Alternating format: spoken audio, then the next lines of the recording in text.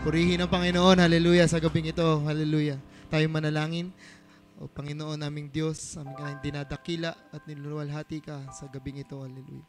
Pinapasalamatan ka, Panginoon, sa isang maayos na gabi, sa kalakasan na iyong patuloy na pinagkakaloob, sa pag-iingat sa bawat isa, Panginoon. Pinapasalamatan ka na minsan pa kami yung binigyan ng pagkakataon na makapagbalik ng mga papuri, pagsamba, at makapakinig ng iyong mga salita sa gabing ito. Salamat, Panginoon, na ikaw nga tunay nga dakila sa aming mga buhay at ikaw, Panginoon, ay patuloy na gumagawa at kumikilos. O dakilang Diyos, sa gabing ito, gamitin mo nawa ang iyong munting lingkod sa paghahatid ng iyong salita. Itago mo nawa ako sa iyong likuran at ang iyong salita lamang at ikaw lamang ang makita sa gabing ito. Nawa ang bawat salita na lumabas sa pulpitong ito ay maging pagpapala at maging kalakasan ng bawat isa sa gabing ito. Purihin ka, O Diyos, at luwalhatiin ka sa gabi.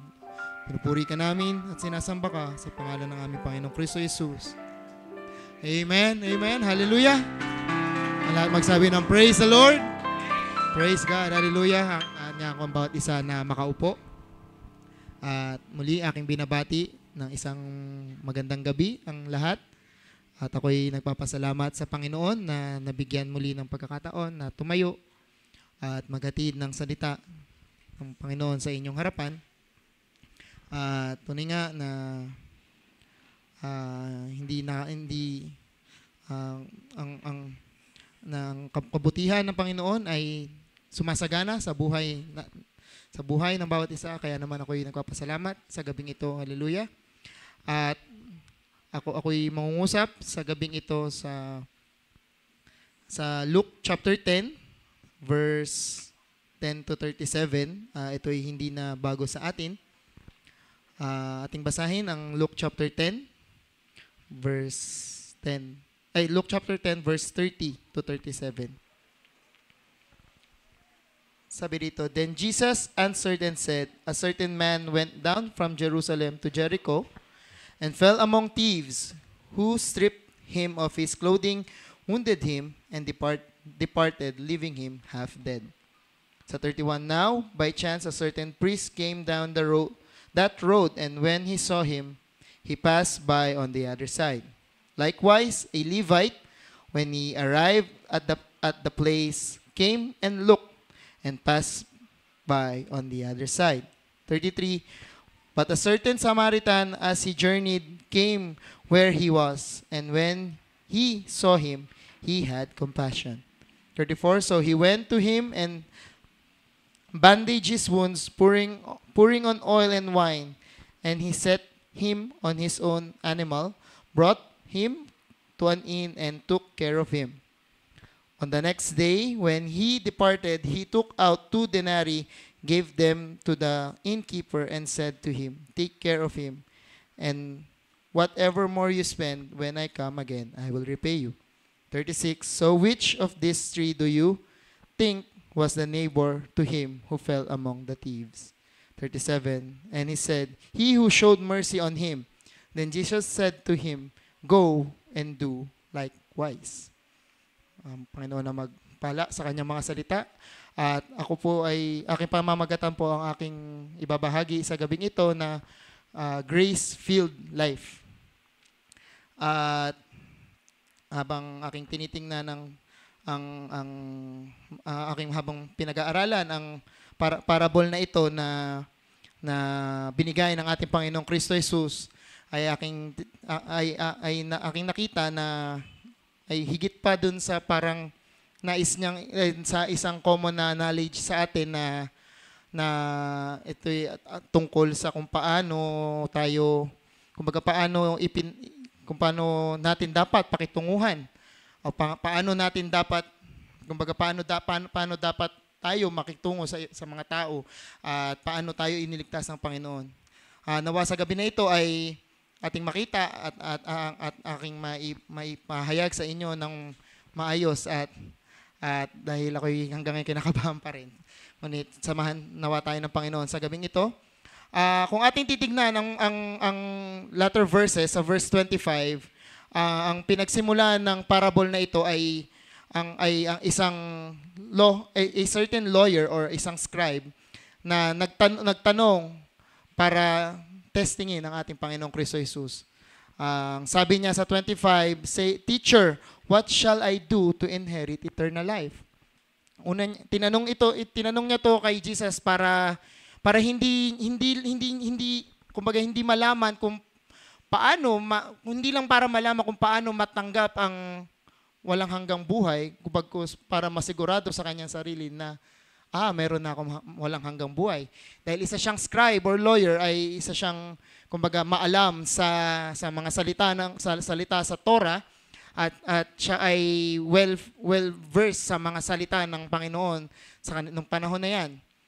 At ito yung kanyang tinanong para magbigay ng kumbaga hindi magbigay kalinawan sa kanya, kundi magbigay ng pride na ma-assure, para mabigyan siya ng assurance na at ma-cover yung pride niya na tama yung ginagawa ko.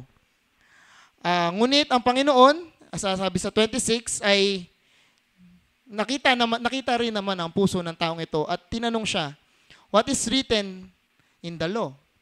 What is your reading of it?" At siya rin naman ang sumagot na upang matanggap ang eternal life ay kailangan, "You shall love the Lord your God with all your heart, with all your soul, with all your strength, and with all your mind, and your neighbors as yourself." Habang ito sa kanyang sinasabi ay kumbaga meron siyang confidence sa kanyang sarili na nagawa niya ang mga bagay na ito. From saying that you shall love the Lord your God with all your might, with all your soul, with all your strength, with all your mind. Ay sa kanyang sarili ay meron siyang pride na sinasabi sa kanyang sarili na, nagawa ko na ito. At ang sagot sa kanya ng Panginoon ay, "You have answered rightly. Do this and you will live." At yun, ay nagbigay pa sa kanya ng mas malaking pride na, tama nga. Hindi ako nagkakamali sa aking ginagawa, sa aking mga pinag-aaralan na kailangan ko lamang mahalin ng Panginoon, kailangan ko lamang ilagay siya. Yun ay tingin niya sa kanyang sarili. Ngunit dahil nga ang kanyang puso ay gusto niya pang ma-justify yung kanyang ginagawa at lalo pang mabusog yung kanyang pride or ego, kung sabihin natin, ay tinanong niya sa ating Panginoong Kristo Jesus na, "Who is my neighbor?" Dahil, nung panahong iyon ay, dahil nga sa kanyang sarili, siya ay scribe, ay para sa kanya, ang kanyang paglakad sa mundo ay tapat, righteous. Sila ay may mga self-righteous attitude na parang habang sila ay lumalakad ay lahat ng kanilang ginagawa ay iniisip nila na tama sa mata ng Panginoon. Ang kanilang ginagawa ay walang pagkakamali sa mata ng Panginoon. At ang lahat ng tao sa paligid nila ay mababa para sa kanila. Ngayon, tinanong niya ang ating Panginoong Kristo Jesus na, "Who is my neighbor?"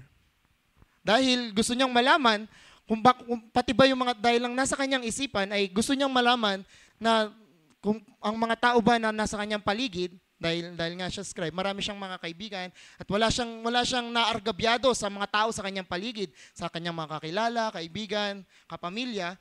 Gusto niyang makita na pagka ito ay kinonfirm ng Panginoon na ang neighbor na sinasabi ng Panginoon ay yung mga taong malapit sa akin, mga taong nakakasalamuha ko, naging kaibigan ko, naging kapamilya ko, ay talagang walang pagkakamali wala akong pagkakamaling nagagawa.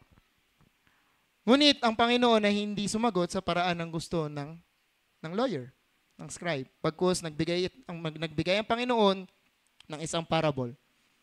At ito yung parable na alam natin na Good Samaritan. Dito, ipinakita ng Panginoon, ipinahayag ng Panginoon kung paano ba talaga ma-attain ang eternal life. Dito ipinakita ng Panginoon at ipinakita niya sino ba talaga yung tinatawag na neighbor dito. At ano bang klaseng pag-ibig yung dapat umusbong, ano bang klaseng paggawa ang kailangang lumabas sa isang mananampalataya para ma-attain yung eternal life.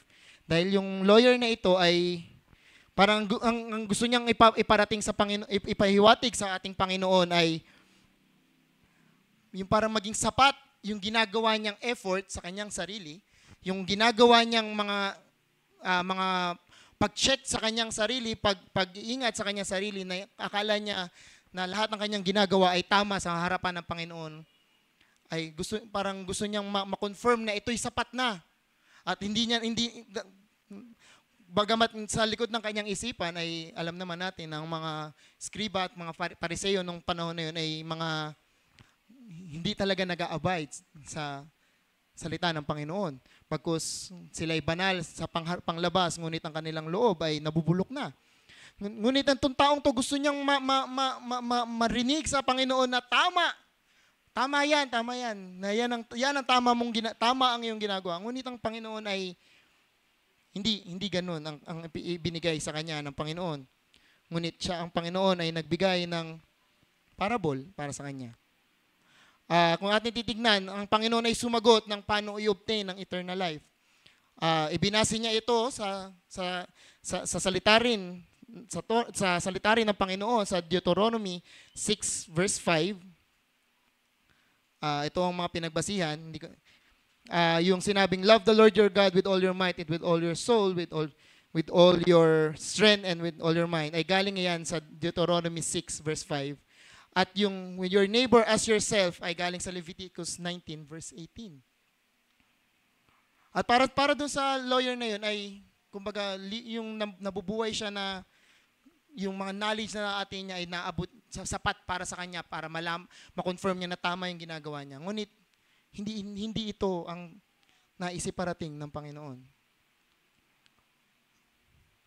At nung tinanong niya na who is my neighbor, dito ibinigay ng Panginoon kung ano ba talaga ang ano ba dapat ang ating ma-attain, ano ba dapat ang ating gawin, ano ba dapat ang standard na yon na ibinigay ng Panginoon para sa eternal life. Dito ay pinakita ng Panginoon na dun sa una niyang example, ay isang tao na naglakad mula Jerusalem to Jericho, ay kung ating bibigyan ng illustration, yung from Jerusalem to Jericho ay layong diferensya po nun. At hindi madali ang kalsadang papunta doon, bagkus ito'y pababa ng bundok, at dahil mas mataas ang Jerusalem kaysa sa Jericho, ay kailangang bumaba ng bundok ng isang tao na pupunta sa Jericho. At yung daan na papunta sa Jericho ay pinamumugaran niya ng mga thieves, ng mga magnanakaw at mga mamamatay na nag-aabang na kung sino man yung pwede nilang mabiktima. At dito ipinakita isang tao na in-strip down from clothing at sinugatan at iniwan na malapit ng mamatay. From his clothes ay talagang iniwan siya sa gilid ng bundok na wala nang saplot. From head to toe, wala na siyang saplot. At sugatan siya at half dead, kung matatawag. At kumbaga, isang bulati na lang siguro, ay mamamatay na siya. At yun ang ipinakita ng Panginoon kung ano yung sitwasyon ng lalaking ito. At ipinakita niya na dito, ang isang religious na tao, na tao ang una niyang binigay na example. Ayun ay ang priest. Ano ba ang priest? A servant of God, offered sacrifices to God, lift the people before God, look up for spiritual virtue, the best of men, the godliest men. Ang mga pari ay tinitignan sa isang personification ng virtue nung panahon na yun. Pagka sinabing isa kang saserdote, ay isang pari, ay kumbaga ikaw ay tinitingala na para ikaw ang nakakaalam ng dapat at hindi dapat gawin ng isang sumusunod sa Panginoon. Ngunit, hindi rin naging magandang example yung ginawa ng pari. Dahil, nung nakita niya yung tao na nasa gilid ng bundok, na malapit nang mamatay at naghihingalo, nakita niya at imbis na tulungan, dahil yun ang isang turo ng Panginoon na kung sino man ang inyong makakita kayo ng stranger sa darat na nangangailangan ng tulong, ay kailangan yung tulungan. Ngunit dahil sa kanyang kumbaga hindi nalalamang rason, ay nung nakita niya yung taong ito, ay tumawid siya sa kabila. Hindi lang niya nilagpasan eh. Kumbaga hindi lang niya, kumbaga dinaanan sa tabi at tinitigan, siguro mas okay pa sana na dun pa rin siya dumaan pero hindi na lang niya pinansin. Pero ang kanyang ginawa ay lumipat siya ng daanan para lang hindi niya talaga madaanan yung taong na nasaktan. At ang ilang sabi sa mga ibang komentaryo na aking nabasa ay marahil dahil ayaw nung pari na maging unclean siya dahil ninisip niya na patay na yung tao. Ngunit isang bagay ang aking nakita na ang isang bagay na tinuro sa kanila na kailangan mong tulungan kung sino man ang nangangailangan ng iyong tulong. Ang pagiging unceremonially clean ay hindi hindi rason upang hindi mo tulungan ng isang tao dahil hindi rin naman niya nakita nakita ng malapitan kung ano yung estado ng tao dahil nga umiwas siya. At habang ito sinasabi ng ating Panginoong Kristo Jesus ay syempre narinig ng mga tao yung pari ay parang nagkaroon kagad sila ng relief na may tutulong na. Merong lingkod ng Diyos na tutulong pero hindi pala. Ang sumunod na ginawang example ng ating Panginoon ay isang Levite. At ganun din, isang Levite ay kumbaga assistant ng mga priests noong time na yon. At sila yung mga naglilingkod sa templo. At we can assure na may alam sila sa mga turo ng templo. May alam sila sa turo ng Diyos ng panahong iyon. At nung nakita niya, yung tao ay hindi niya rin ito tinulungan. Now, dun sa dalawang elite, kumbaga masasabi nating elite na manggagawa ng panahon na yon ay hindi sila nakitaan ng pag-ibig na dapat ipakita sa isang tao. Dito ipinakita ng ating Panginoon, yun na yung neighbor. Yung tao na yun na nakahiga, ay yun yung neighbor. Isa tong class, ito yung example niya sa neighbor. Ngunit hindi, yung dalawang taong dumaan ay hindi nakitaan ng compassion at pag-ibig dun sa tao. Bagkus, nung nakita nila, tumawid sila sa kabila at nagpatuloy sa kanilang daan. At ang huling tao na dumaan ay isang Samaritano na kung saan walang masabi nating iba ang turo, masasabi nating hindi kapananampalataya nung taong nakahiga na yun dahil we can assume na yung taong malapit na mamatay ay isang Hudyo, isang kaaway kung masasabi natin. Ngunit siya yung kaisa-isang tao na nagkaroon ng compassion doon sa taong nakahiga at siya lang yung nagkaisa-isang lumapit at para tignan yung sitwasyon. At nung nakita niya yung sitwasyon ng tao ay hindi siya nagdalawang isip na ibigay yung tulong na kailangan ng taong nag-aagaw buhay. Anong ginawa ng Good Samaritan? Ang kanyang ginawa ay una ay binandidyan niya yung mga sugat. Sa paano para hindi natin alam kung paano paraan, kung may dala ba siyang bandage or may dala ba siyang mga gamit na panggamot or sa sarili niya mismong damit. Ang kanya lang naisip ay kailangan na ng tao na to ng first aid at regardless kung ano yung kailangan ko malinis to, kailangan ko malagyan ng takip, meron akong dalang alak at meron akong dalang oil para malinis yung mga sugat niya, ay kailangan ko na kagad itong takpan. How much compassion yung nakita dun sa tao na isipin natin na kaaway ng isang Hudyo. Na hindi mo iisipin na natutulong dun sa taong kaaway niya.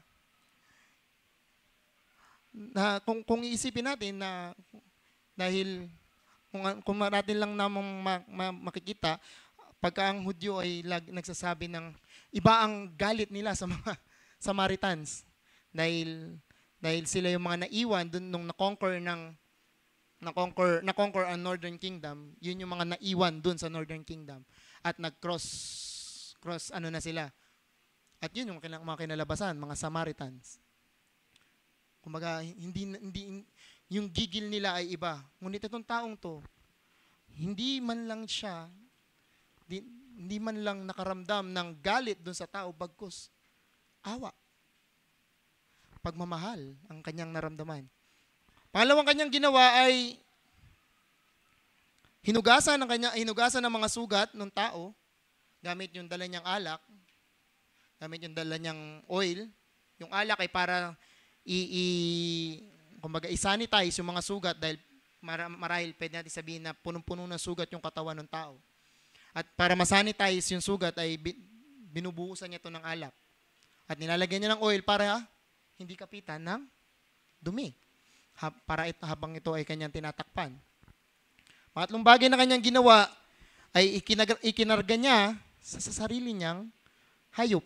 Kumbaga, hindi natin alam kung anong klaseng hayop ang dala-dala niya noon. Ngunit, kinarga niya yung lalaki dun sa hayop na kanyang sinasakyan din. At siya yung naglakad para alalayan yung hayop at yung tao na nakita niya sa bundok. At hindi lang doon natapos yung pagtulong niya doon sa tao. It goes beyond na pwede na, kung tutusin, pagkatapos niyang gamutin yung sugat at siguraduhin na hindi na may infect yung sugat, ay pwede na siyang umalis. Kumbaga, sa isip niya, okay na yan. Bahala na yung mga kababayan mo sa'yo. Hindi naman tayo magkaano-ano, hindi kita kilala. Ginawa ko yung first aid, kumbaga di ba, pagka may emergency, yun naman yung lagi dapat ilalagay. First aid, tapos pagka napatawan ng first aid, hihintayin mo yung ambulansya na dumating para dalhin yun sa ospital. Pero syempre, noong time na yun, wala namang ambulansya. Ngunit, kung sa normal na sitwasyon ay pagkatapos mong patawan ng first aid, yung taong nakita mo sa gilid ng kalsada at sugatan at nag-aagaw na ng buhay, kung ikaw may alam sa first aid, ay pwede mo nang iwan. Hindi ko nasaklaw yan dahil pang mamaya pagka ginalaw kita at mas lalong mapahama ka. Ngunit hindi. It goes beyond yung ginawa ng Samaritano. At dinala niya ito sa isang inn. Alam nyo, yung inn, nung panahon na yun ay isang lugar na hindi kaaya-aya, ngunit pwede ito kung wala na talagang choice. Kumbaga, dahil ito'y dinadala ng iba't ibang klase ng mga tao, pinupuntahan ng iba't ibang klase ng mga tao. At hindi rin naman biro yung pera na kailangan, hindi na rin na binabayad para makastay doon. Ang isang bagay na kanyang ginawa ay, nung pagdala niya sa inn, isang bagay na napakagandang makita natin, nung dinala niya sa inn yung tao, hindi niya lang iniwan doon. Dahil nung gabi na yon, pwede niya nang, pagkatapos niya ikarga sa kanyang hayop at dinala dun sa inn, pwede niya nang iwanan dun sa inn. At sabihin niya, pagka may naghanap dyan, nakamag-anak, kung sino man, ibigay mo. At tapos na. Ngunit hindi. Nanatili siya ng buong gabi just to make sure na yung tao na yun ay maayos ang kalagayan. Kumbaga, hindi na nag-aagaw buhay at yung kanyang sarili ay maayos na ang kanyang mga nailagay. Inalagaan niya ito throughout the night at pagdating sa umaga ay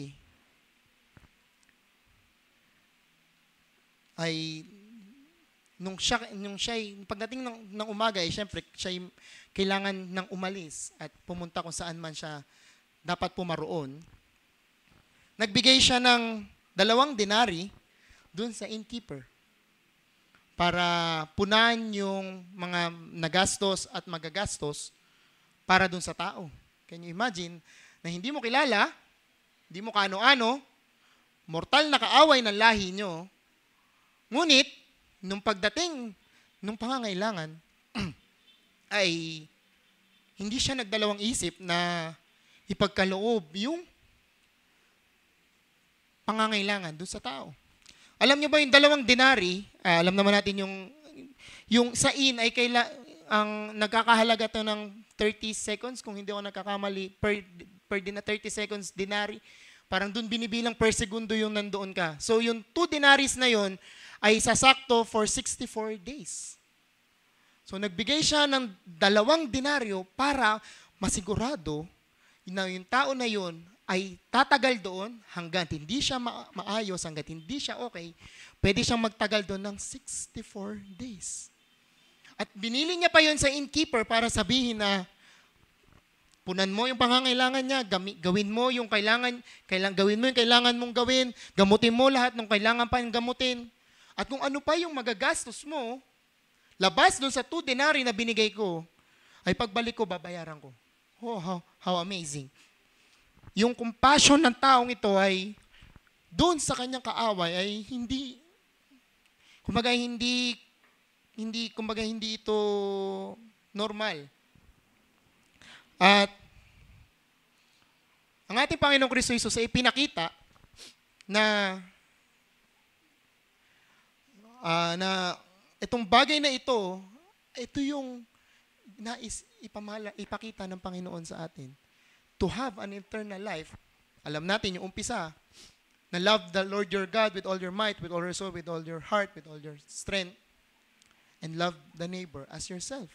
Isang bagay, sino ba sa atin, yung love the neighbor as yourself, yung ginawa ng Good Samaritan, yun ang isang bagay na naging example ng love the neighbor as yourself. Dahil isang tao lang ang pwedeng gumawa nun sa ating sarili. Yung alagaan, see to it na may damit, see to it na magaling, see to it na hindi nasa maayos na kalalagayan, ang kaya lang magpunuan nun sa sarili natin ay ang sarili lang din natin, di ba? Ang kaya lang magbigay nun ng assurance na maayos ang kalalagayan mo sa araw-araw, nakakakain ka, syempre yung sarili mo. Aalagaan mo yung sarili mo, bibigyan mo ng paunang yung sarili mo. Kaya nga love your neighbor as yourself eh. Kung paano mo inaalagaan yung sarili mo, dapat ganun mo alagaan yung tao na kaibigan mo, lalo pa kung kaaway mo o hindi mo kilala. At ito ang isang bagay na hindi nakita ng lawyer. Nung tinanong niya na, who is my neighbor? Ang kanyang nasa isipan lang ay siguro yan yung mga pamilya ko, kaibigan ko, na kaya ko ibigay yung lahat ng pagmamahal sa kanila. Pero yung paano pagka-complete stranger? Paano pagka yung kaaway mo yung nangangailangan sa iyo, kaya ba nating ibigay yung same effort na kaya nating ibigay sa ating kaibigan o kapamilya? Dito ipinakita ng Panginoon na hinihintay niya yung lawyer na magsabi lang na, o Diyos, hindi ko yata kaya yan. Hindi ko yata kaya talagang sabihin, mas mahalin ng Diyos dahil yung requirement ng Panginoon ay higit pa pala sa nababasa ko. Yung requirement na sinasabi ng Panginoon na mahalin ko lang siya, sundin ko siya, unahin ko siya, na mahalin ko yung neighbor ko, yung mga kaibigan ko, hindi lang pala doon yun. Akala ko kasi yun na yun eh. Pagka nakita ko na yung nagawa ko yung sinasabi, word by word, ay sapat na. Hindi pa pala. Actually, yun ang iniintay ng Panginoon na sabihin ng lawyer. Ngunit hindi. Nagkaroon siya ng proud heart. At sa kanyang isipan ay lumabas na parang hindi, okay na pala. Yung nagagawa ko pala yung nababasa ko. Now, dito ipinakita ng Panginoon kung ano yung what it takes to have an eternal life. What it takes. What is needed to have an eternal life. A kind of love na limitless. A kind of love that doesn't have boundaries pagdating sa mga tao sa paligid natin. Hindi lang sa mga taong mahal natin, hindi lang sa mga kaibigan natin, hindi lang sa sa mga nakakasalamuhan natin, bagkus kahit sa mga hindi natin kilala at mas lalo na sa ating mga kaibigan, sa ating mga kaaway.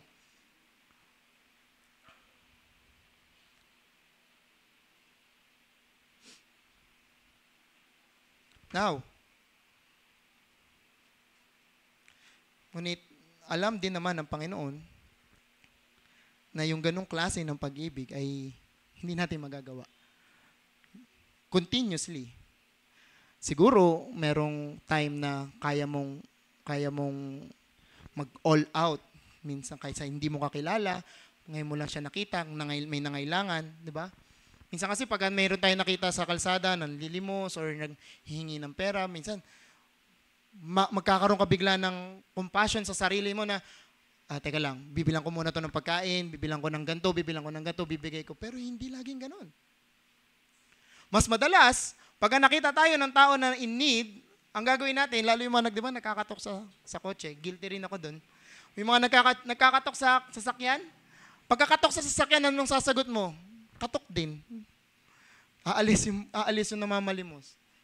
Pag may nakasalubong ka na parang kaduda-duda, yung parang yung hindi mo tansyado yung galawan, ang gagawin mo, tatawid ka sa kabila. Pagka yung kaaway mo, pagka lumapit sa iyo ang kaaway mo, anong mong gagawin? Nung ako, hindi mo naman ako tinulungan, ba't kita tutulungan?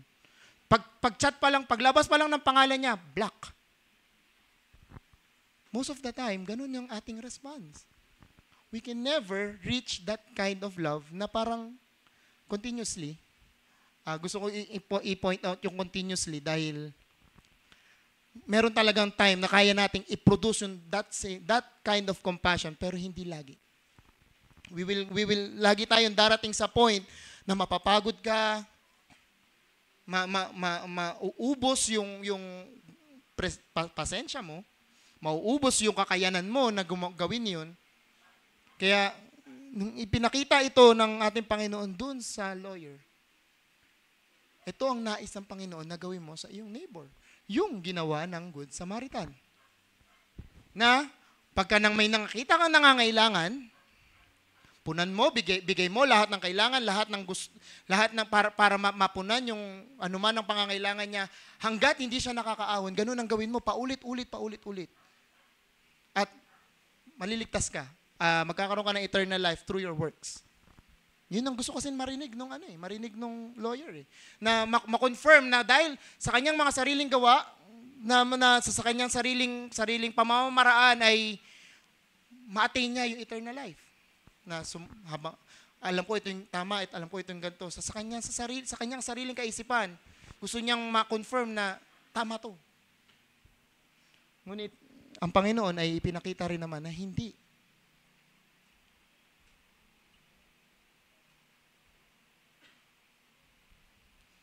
Hindi ito yung, kumbaga hindi kailanman continuously magagawa ng isang tao. At ipinakita rito na it is more than paano natin pakitunguhan yung paano tayo dapat lumakad. It is more than kung paano natin dapat i-present ang ating sarili sa mga tao sa sanlibutan. It is more than that. Dahil alam ng Panginoon, isang bagay na doon sa ginawa ng Good Samaritan na ito, alam niya kung ano yung pangangailangan ng tao na yun. At yung pangangailangan nun ay yung mapunan yung magamot siya at magawa lahat at masigurado na okay siya. Ganun din ang ginawa ng ating Panginoon sa atin. Na alam ng Panginoon na hindi kailanman natin maaabot yung standard for eternal life. Dahil we are a sinner, unang-una na, we tend to lose focus, we tend to lose faith, we tend to, to get tired at mga bagay na parang nanlulumo tayo pagka sa harap sa mga bagay-bagay. Alam yun ng Diyos. Alam yun ng Panginoon. Kaya naman, ang greatest example ng pag-ibig na ipinakita ng Panginoon sa atin ay nung ibinigay niya ang ating Panginoong Kristo Jesus. Ibinigay niya ng malugod sa kanyang puso ang kanyang anak dahil He knows na yung mga tao na kailangan niyang iligtas ay hindi aabot doon sa standard ng Diyos. doon sa standard niya para maligtas sila. That's why we have been saved by grace through our faith. Dahil dito ipinakita na para umabot doon sa standard na yon ng Panginoon, ay kailangan nating maging continuously lumakad na perfect. Basically, yun ang kailangan mong ilakad, maging perfect. Maging matuwid lahat ng gawa mo sa ating buhay. Pero hindi, di ba? Hindi naman talaga tayo, kumbaga, 100% perfect na nagagawa natin lahat yung kailangan gawin. Lagi tayo nagiging matuwid. Meron mga times na sumasabit, nagkakaroon ng pagkakamali, nagkakaroon ng pagkakasala. Meron. Hindi tayo 100% na nandun sa state na ganon. Dahil alam yun ng Panginoon, He gave the answer. The grace that needs to fill our life. Ibinigay niya yung biyaya na kailangan lumukob sa atin para magawa yung bagay na yun. At pagka nagkakamali ka, may binabalikan ka, may nilalapitan ka, may sinusukuan ka. Dahil yun, alam ng Diyos na hindi talaga tayo aabot doon sa standard niya. Sabi sa Ephesians 2 verse 8,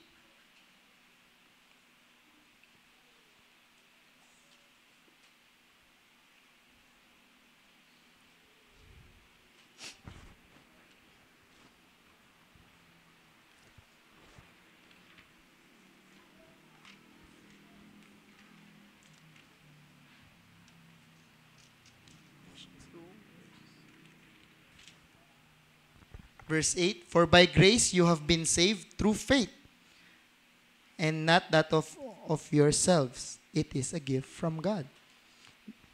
Ito, ipinakita ng Panginoon na kahit anong paghihirap mo, kahit anong effort mo na abutin yung standard para maligtas ka at makuha mo yung eternal life, it won't matter. Kukulangin at kukulangin yung manly efforts natin. Worldly efforts natin. That's why binigay niya si Jesus as yung sagot doon sa standard na yon. Ibinigay niya ang ating Panginoong Kristo Jesus para yung standard ay ma-accomplish, mapunan. Now, all we have to do is surrender our life to God. Ibigay ang buhay sa Panginoon, isuko ang buhay sa Panginoon, at ariin sa iyong sarili na ikaw ay walang kakayanan sa iyong sarili. Sabihin sa iyong sarili na kulang ako, Panginoon. Sasabihin sa iyong sarili na hindi sapat yung kakayanan ko, Panginoon. Wala akong magagawa. Maamin sa ating mga sarili na wala tayong magagawa. Kaya ibinigay ng Panginoon ang kanyang anak to impute, kumbaga, tignan tayo sa pamagitan ng ating Panginoong Kristo Jesus. At hindi na makita yung mga pagkukulang natin. Napakagandang bagay na malaman na yung Diyos na nagbigay ng standard kung paano ma-attain yung isang bagay na gusto niyang ma-attain ng kanyang mga anak, ay siya rin yung nagbigay ng sagot. Siya rin yung nag-appoint ng sagot. Hindi mo na kailangang hanapin yung sagot. Ibinigay niya ng malaya. Ibinigay niya ng, kumbaga, hindi niya ipinagkait yung sagot. Tunay na mahirap yung standard, ngunit yung mas madali yung binigay niyang sagot. Worship, follow, and surrender your life kay Jesus Christ. Yun ang kanya lang ginawang, yun ang kanyang, ibinaba niya yung, hindi binaba yung standard. Kumbaga, dahil hindi natin maaabot, ang Panginoong Kristo Jesus ang umabot noon para sa atin. At siya yung naging kumbaga, naging naging paraan para tayo ay maligtas. Kaya nga, di ba sabi sa John 3:16, for God so loved the world, yung napaka-popular na verse. For God so loved the world that He gave His only begotten Son, that whoever believes in Him shall not perish, but have eternal life. Whosoever, sino man ang maniwala sa Kanya, sa Kanyang anak na ibinigay, ay hindi mamamatay, kundi magkakaroon ng panghabang buhay. At ganun din, gayon yung naging ganun yung eksaktong gustong mangyari ng ating Panginoon.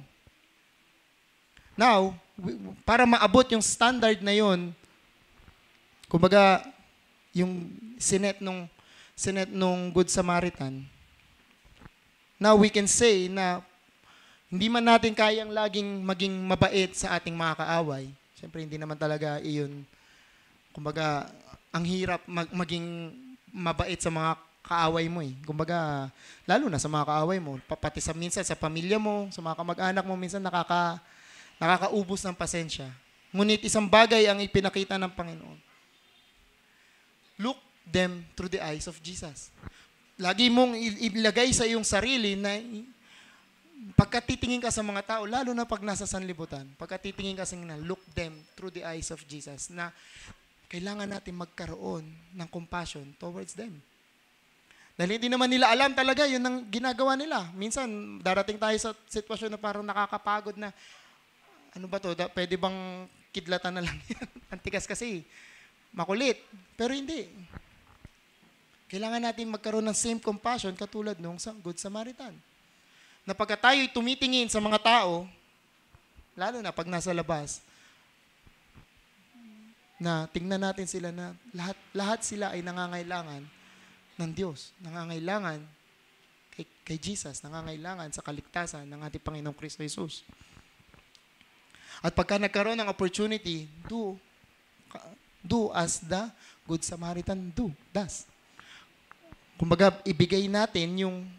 gawin natin yung katulad ng ginawa ng Samaritano na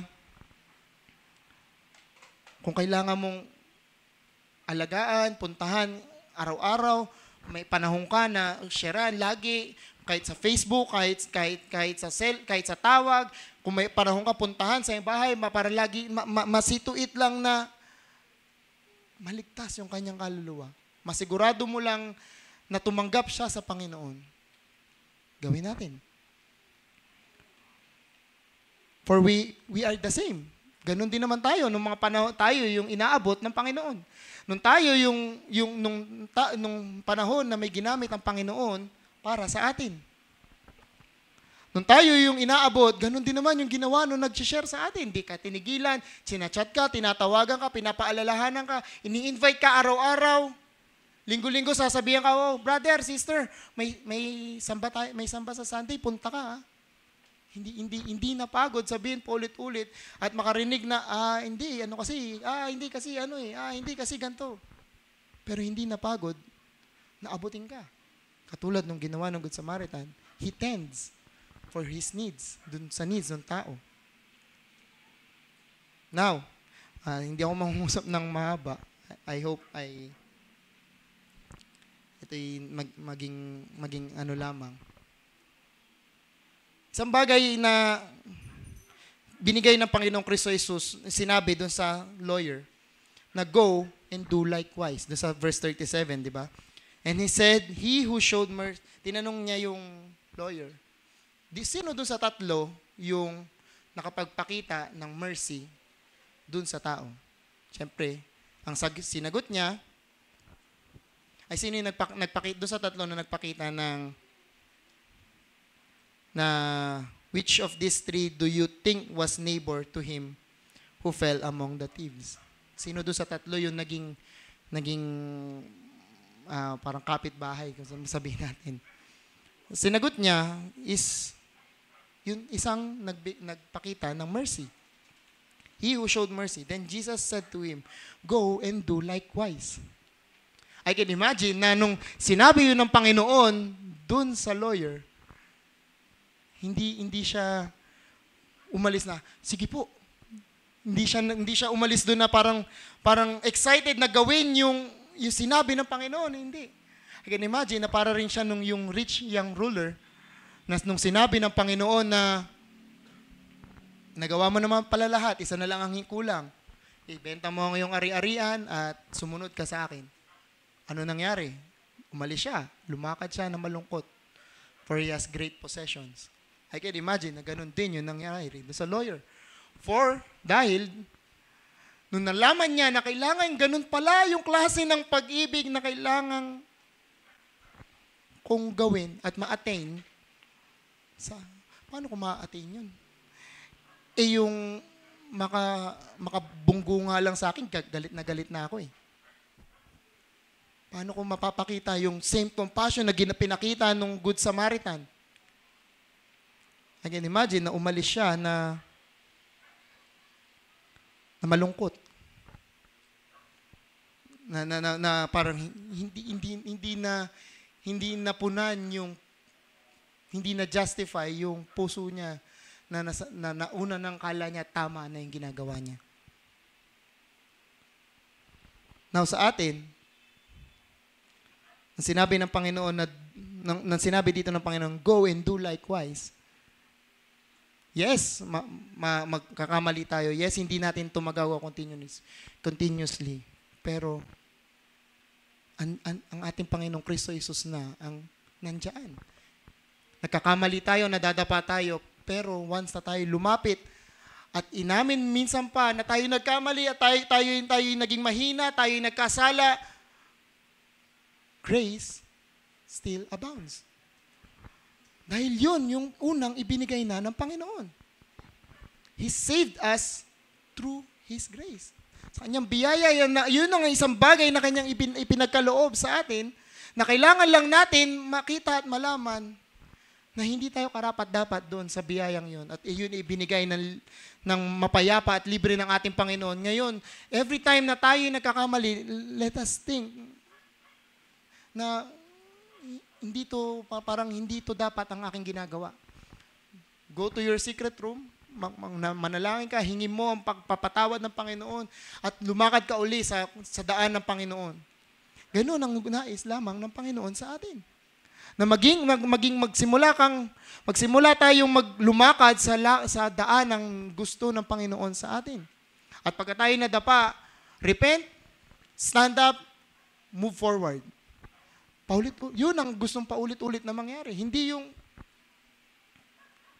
magkaroon tayo ng pag-iisip na baka okay na to. Baka tama na yung ginagawa ko. Wag nawa tayo dumating sa point na para tayo yung scribe na naghihintay lang tayo ng justification na tama yung ginagawa natin. Naghihintay lang tayo na magsabihin ng mga manggagawa o kung sino man na tinitingala mo na okay yan, tama yan, pagpatuloy mo yan. No. Wag sana tayo dumating doon sa point na hinahanap natin yung appreciation ng tao kaysa mapunan o mapaluguran ng ating Panginoon. Now, isang bagay na nais ipakita sa atin ng Panginoon ay if we lack mga bagay na kailangan, we ask. We ask God for love dahil yun naman ang isang bagay na kailangan pumuno sa atin. Katulad nung Good Samaritan, he's filled with compassion. Nung nakita niya he's filled with love. Dahil hindi mo naman mararamdaman nyo kung hindi ka nakababad. Hindi siya nakababad. At kung tayo, hindi tayo makakaramdam ng pag-ibig patungo sa ating mga kapatid kung hindi tayo nakababad din naman sa presensya ng ating Panginoon. If we lack compassion, ask for more compassion. If we lack faith, ask for more faith. Dahil dyan lang tayo dyan lang natin magagawa. I wish na tayo ay nandun lagi sa state na, Panginoon, makita natin lagi na tayo ay kulang, tayo ay hindi, yung kakayanan natin ay hindi sapat. Para lagi natin hingin yung kalakasan ng Panginoon, lagi natin hingin yung kapangyarihan ng Panginoon, lagi natin hingin yung paggabay ng Panginoon. At huwag tayo manatili sa ating sariling mga kaisipan. Now, our works will never be enough to reach the standard of God. That is a fact. Isang bagay na hindi natin, kahit kailanman hindi natin magagawa. Ang ating mga sariling diskarte or sariling paggawa ay kahit kailanman ay hindi magiging sapat para maabot yung standard ng ating Panginoon. As we walk with God, always ask God to be more like Jesus every day. Lagi nating hingin na tayo ay lumakad patungo, lumakad na maging katulad ni Kristo every day of our life. Mula sa paggising mo, hingin mo kagad na nawa, maging mas katulad ako ni Jesus every day. Na kung paano niya ipinakita yung pag-ibig niya sa mga tao sa paligid niya. Sa mga tao nakakasalamuha, sa mga tao nakakausap niya. At lagi nating ipakita na si Jesus, as Jesus is the only way to eternal life. Na kailangan natin may pakita sa mga tao na there is no other way. There is no highway options towards eternal life. Bagkus, kailangan mong isuko ang iyong buhay sa Panginoon. Kailangan mong ibigay ang iyong buhay sa Panginoon. Kailangan mong ipagamit ang iyong buhay sa Panginoon. At kailangan mong tanggapin si Kristo bilang iyong tagapagligtas. That's the only way to have eternal life, to have a grace-filled life. Pagka nagawa nating tanggapin ang Panginoon sa atin, yung grace will abound sa iyong buhay. Nasa gitna ka man ng mga kabigatan, nasa gitna ka man ng pagsubok, nasa masayang estado ka man ng iyong buhay, you will always be thankful. You will always feel the grace of God. Kasi, hinayaan mo ang Panginoon na nasa ang mutawi sa iyong puso. Yun lamang ang aking nais ibahagi sa gabi na ito. At ninyan ko bawat isa na tumayo. At tayo umawit ng isang awit nagsabing, Amazing Love.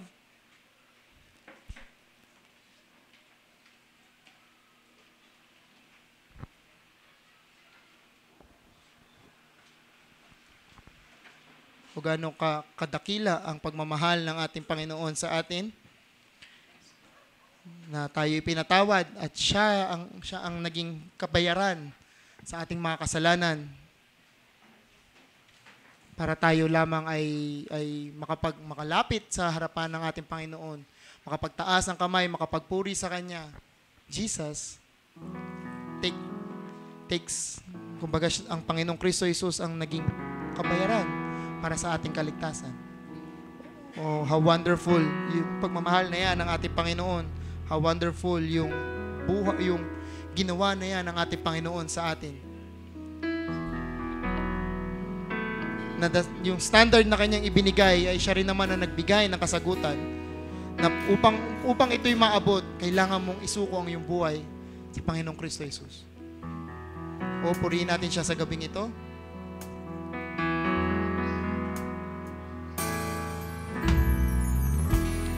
I'm forgiven because you were forsaken. I'm accepted, you were condemned. I'm alive and well, your spirit is within me, because you died and rose again. Minsan pa, I'm forgiven because you were forsaken. I'm accepted, you were condemned. I'm alive and well, your spirit is within me, because you died and rose again.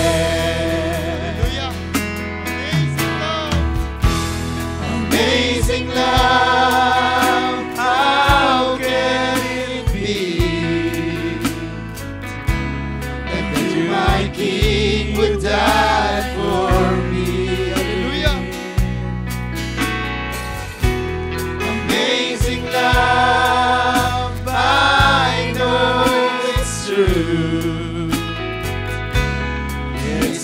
joy to honor you.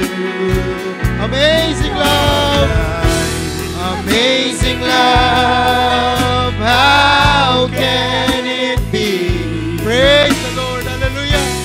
That you, my King, would die for me. Hallelujah. Amazing love, I know it's true. It's my joy to honor you in all I do. I honor you. Ating awiting sa first. We are forgiven. Hallelujah. I'm forgiven because you were forsaken. Hallelujah. I'm accepted. You were condemned. I'm alive and well. Your spirit is within me because you died and rose again. Oh, amazing love. Amazing love, how can it be that you, my King, would die for me? Hallelujah. Amazing love, I know it's true. Oh, it's my joy to honor you. Amazing love. Amazing love, how can it Ilang pagmamahal. Hallelujah. that you, my King, would die for me? Amazing love, I know it's true. Oh, it's my joy to honor you. Minsan pa, for the last time. Amazing love. Amazing love, how can it be that you, my King, would die for me? Amazing love, I know it's true. It's my joy to honor you in all I do. I honor you. Hallelujah. In all I do. In all I do. Hallelujah. I honor you. Glory to God. Hallelujah. Purihin ang Panginoon. Amen. Wala nang pinakamas kamangha-mangha pang expression ng pag-ibig, kundi yung nangyari at nakita natin sa krus. Amen. Amen. Sino sa inyo nakaunawa sa paksa ngayong gabi, mga kapatid? Alam niyo ba na ang pinakamagandang expression ng pag-ibig sa Diyos ay ang ibigin natin ang ating kapwa?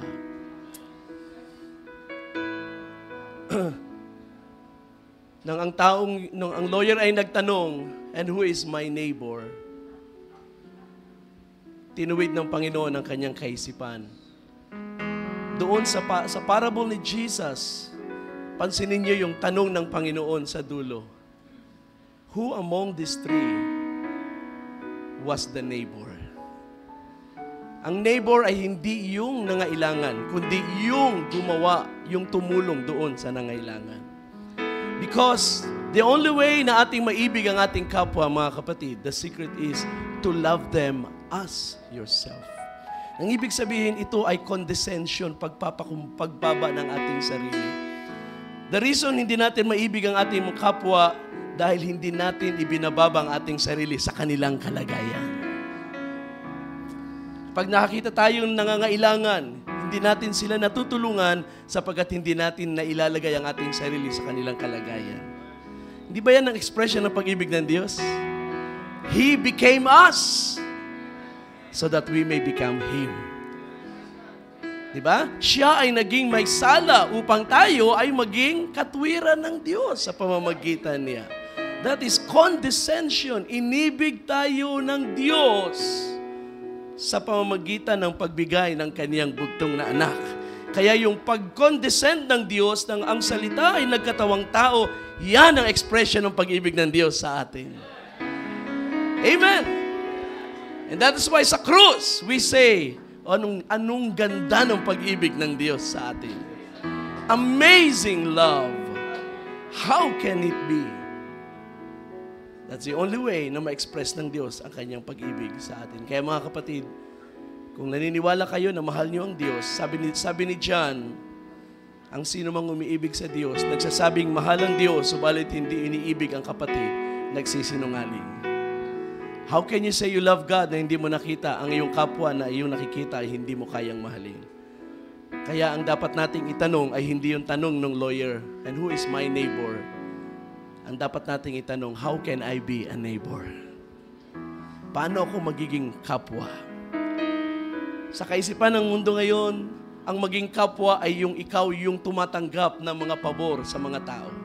Pero sa parable ni Jesus, ang kapwa ay yung nagbibigay, yung tumutulong, yung umaabot sa pangangailangan ng taong nasa kaniyang harapan. You see, the goal is not to find your neighbor, but to be the neighbor. Yun ang napakagandang expression. Kaya nga, ang isa sa napakagandang parable ni Jesus ay ang parable of the Good Samaritan, sapagkat ito ay demonstration or illustration ng kaniyang pag-condescend, pagbaba sa kaniyang kaluwalhatian, nakipantay siya sa ating kalagayan. He became the neighbor para abutin tayo sa ating kalagayan. Ninakawan ng dyablo, sinira ng dyablo ang ating buhay, merong isang naging mabuting kapwa para sa atin. Salamat sa Panginoon. Hallelujah. At yun ay biyaya ng Diyos na ating natanggap. Purihin ang Panginoon. Hallelujah. Kaya naniniwala ko yan ay napakagandang bagay na pinapaalala sa atin ng Diyos sa gabing ito. Tingnan natin kung paano tayo maging mabuting kapwa sa ating mga taong nasa ating harapan. Alam niyo, hindi naman inuutos ng Panginoon na lahat ng tao sa paligid natin ay ating abutin at tulungan. Si Jesus nga, nung siya nasa lupa, hindi naman niya pinagaling lahat ng may karamdaman. Pero yung mga lumalapit sa Kanya, yung mga nagmamakaawa, yung mga humihingi ng tulong, yung may pananampalataya na sumasabit sa laylayan ng Panginoon, sila yung inabot ng Panginoon at nadama nila at naranasan nila ang pag-ibig ng Diyos sa kanilang buhay. Hindi natin kailangan tulungan ng lahat ng nasa paligid natin. Pero kapag may dumating sa ating harapan at nangangailangan at nakita natin sila yung mga taong kailangan ng Diyos, then, diyan dapat mangyari yung salita, love your neighbor as yourself. Amen. Sabi ni John, we love. Ito yung isa pang bagay na maganda nating maituwid. Hindi sinabi ni John na we love Him because He first loved us. Ang salin doon ay, we love because He first loved us. Tayo'y umiibig dahil Siya ang unang umibig sa atin. So yun, expression, ang ating pag-ibig. Ang pag-ibig natin, hindi lang pag-ibig sa Diyos, kundi yung pag-ibig na yan mismo na ma-express in different ways, ay dahil una nating naranasan ang pag-ibig ng Diyos. Amen. Kaya punuin nawa ng Diyos ng kanyang pag-ibig ang ating mga buhay. Mga kapatid, totoo yung sinabi ng prophet sa kanyang mga pangangaral na kapag ang biyaya ay nanaig, then ang masaganang pag-ibig ay dadaloy sa buhay ng mga mananampalataya. Kapag ang biyaya ng Diyos ang nagpuno ng ating buhay, ng ating puso, ito ay ma-express sa pamagitan ng pag-ibig natin sa ating kapwa. Makikita natin ang kanilang pangangailangan at sila idudulog natin sa Diyos. Kaya pala one time sinabi rin ng prophet, Isang sekreto daw niya kapag siya ay nananalangin sa mga may karamdaman. Nilalagay niya ang kanyang sarili doon sa kalagayan ng may karamdaman hanggang sa maramdaman niya ang struggle, ang pain, ang kalungkutan, ang damdamin nung may sakit na nasa kanyang harapan. At kapag nadama niya ang ganoong kalagayan, mapupuno siya ng pag-ibig doon sa tao na yon.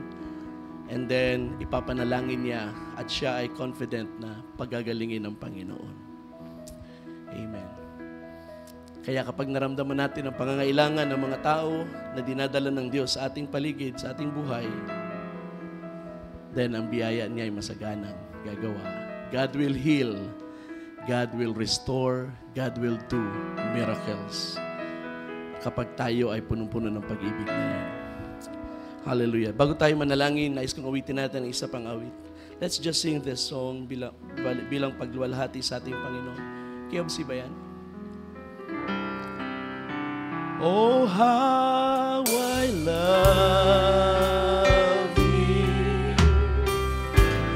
How I adore you. Praise God. My breath, my sunshine, my all in all. Hallelujah. The great Creator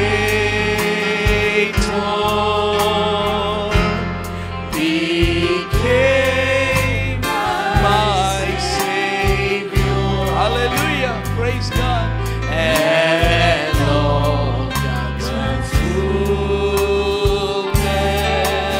hallelujah, dwelleth. Let's sing it again. Ating itaas, hallelujah, hallelujah, ang Panginoon sa ating mga kalagitnaan. Oh, Lord, walatin ka, Panginoon. Ikaw ay nagpakumbaba para sa amin. Kaya't ikaw ay aming niluluwalhati sa oras na ito. Hallelujah. My